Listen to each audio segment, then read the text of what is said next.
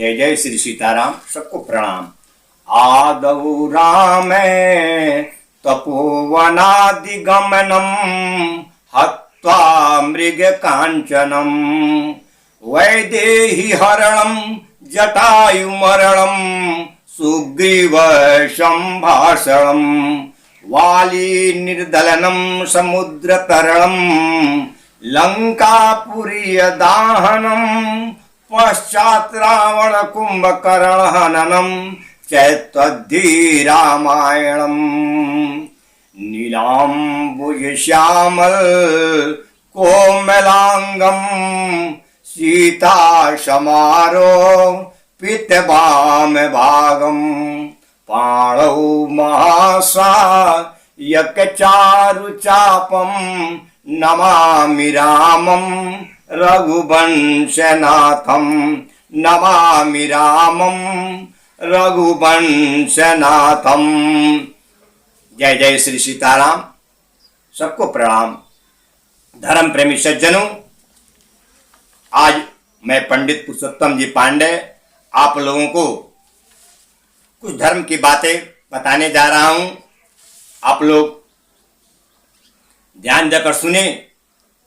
उसमें रामायण महात्म्य, रामायण जो ग्रंथ हम लोगों के लिए है, इस हिंदू धर्म में रामायण का महात्म्य क्या है। कथा कहानी तो प्रसंग में आता ही है, लेकिन इसका महत्व क्या है। महात्मा का अर्थ होता है महत्व। हमारे जीवन में रामायण का क्या महत्व है, क्या महात्मा है, आज इसी विषय पर मैं अपने प्रवचन के माध्यम से आप लोगों को कुछ बताने जा रहा हूं। आप लोग ध्यान देकर सुने कि रामायण का महात्म्य क्या है। रामायण के बारे में कहा गया है कि रामायण सुर तरुव की छाया दुख भय दूरी निकट जो आया। रामायण वो कद वृक्ष है। लिखा गया है कि रामायण सुर तरु की छाया। सुर अर्थात देवता, तरु अर्थात वृक्ष। रामायण जो है वो देवताओं का वृक्ष है। देवताओं का वृक्ष क्या होता है? कल्प वृक्ष को देवताओं का वृक्ष कहा जाता है, जो कि समुद्र मंथन से निकला था। इसलिए कहा गया है कि रामायण वो कल्प वृक्ष है। रामायण सुर तरु की छाया उस कल्प वृक्ष की छाया है, जहां आने से सारा दुख मनुष्य के दूर हो जाते हैं। उस कल्प वृक्ष की जिस तरह धूप से आदमी आता है, किसी वृक्ष के छाया में बैठता है तो आदमी अपने को अच्छा महसूस करता है, उसी तरह रामायण वो कल्प वृक्ष है, देवताओं का कल्प वृक्ष के समान है, जहां आने से मनुष्य के सब दुख दूर हो जाते हैं। तुलसी बाबा लिखते हैं कि रामायण सुर तरुव की छाया दुख भय दूरी निकट जो आया। जो इस रामायण के नजदीक में आता है उसका दुख दूर हो जाता है। ये रामायण का महात्मा है।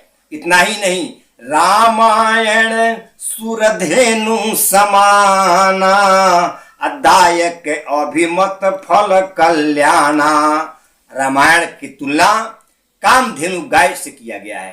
कामधेनु गौ जो है उससे इस रामायण की तुलना किया गया है। वो भी देवताओं के पास ही कामधेनु गाय रहती है। इसलिए कहा गया कि रामायण सुर धेनु समाना। रामायण सुरधेनु अर्थात कामधेनु गाय के समान है। जो क्या कैसी है कि जो कामधेनु का सेवा करता है उसको अपने मन वांछित इच्छित फल मिलता है।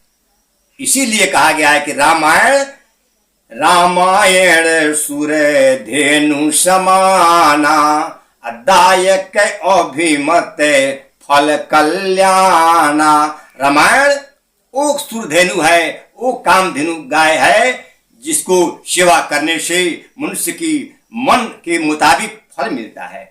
इतना ही नहीं, रामायण जो धर्म ग्रंथ है, ये ग्रंथ जिसके घर में रहता है उसका क्या फल मिलता है। इसका महात्म्य सुने कि रामायण जेहि के घर माही तो भूत प्रेत तह भूली न जाही। जिनके घर में रामायण ग्रंथ रहता है, रामायण की पुस्तक रहती है, वहां भूत प्रेत कभी भी नहीं आ सकता है। वहां भूत बाधा प्रेत बाधा कभी नहीं आ सकती है। इसलिए अगर आप अपने घर को सुंदर सुसज्जित बनाना चाहें, किसी तरह का भय का वातावरण नहीं हो हमारे घर में, ऐसा चाहें तो रामायण की पुस्तक अपने घर पर रखें, उनका पूजा करें रामायण की, और रामायण का पढ़ें। सिर्फ पूजा करके अगरबत्ती दिखाने से नहीं कुछ होगा, रामायण को पढ़ें और उस पर चलने का प्रयास करें। इसीलिए लिखा गया है कि रामायण जिनके घर माही, तब भूत प्रेत तह भूली न जाही। कितना सुंदर बात है, ये रामायण महात्मा है। रामायण का महात्मा भी तो इतना बड़ा है कि अगर कहा जाए तो 4 घंटा 5 घंटा भी से ज़्यादा समय लगेगा, लेकिन वीडियो वाला बात है, इसलिए मैं इतना पर ही अपने प्रसंग को समाप्त कर रहा हूँ और आगे आप लोगों को रामायण महात्म्य से संबंधित एक कथा सुनाऊंगा, जिसके बारे में लिखा गया है कि एक बार तुलसीदास जी कैसे एक लड़की को लड़का बना दिए। अपने रामायण के बल पर, अपने भगवान के आशीर्वाद के बल पर एक लड़की को लड़का के रूप में कैसे परिणत कर दिए, ये कथा मैं आप लोगों को अगले प्रसंग में सुनाने का प्रयास करूंगा। जय जय श्री सीताराम।